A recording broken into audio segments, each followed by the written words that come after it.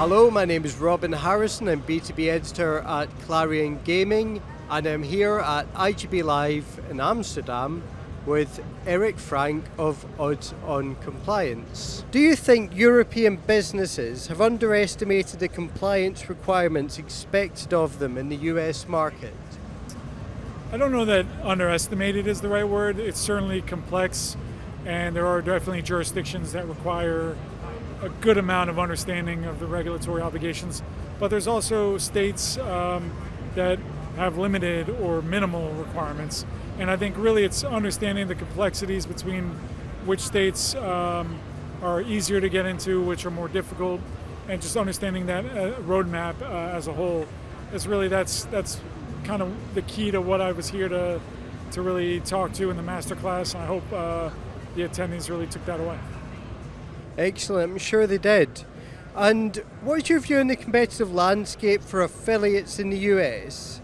Because obviously there's a few very sizable market leaders, but do you feel there's room for new entrants to compete?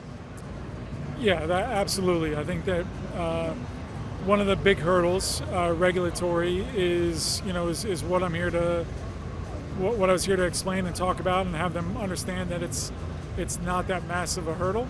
That anyone can overcome it. It's just proper planning that gets you there. So in terms of the competitive landscape for affiliates, anyone with good content who knows how to build an audience and deliver that for an operator certainly is gonna get the operator's attention and be able to do well in the US market.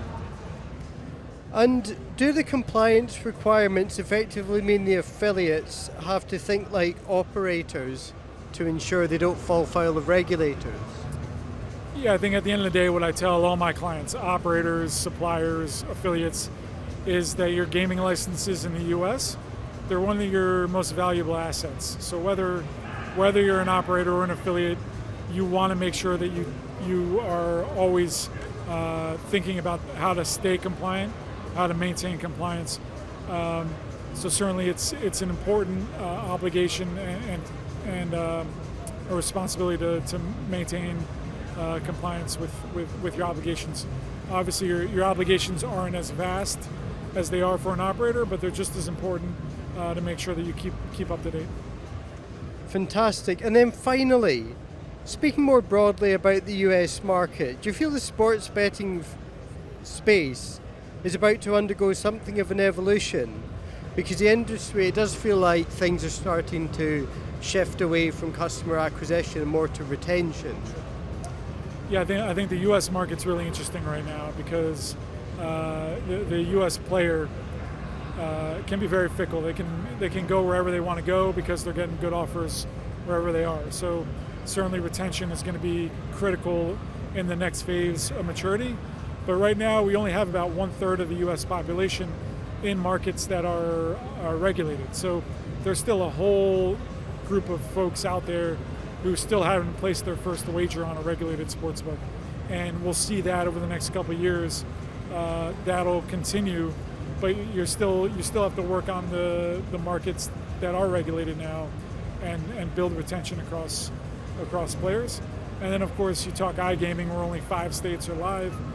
There's a whole opportunity there as well for both acquisition and retention. So it's an exciting time to be in the U.S.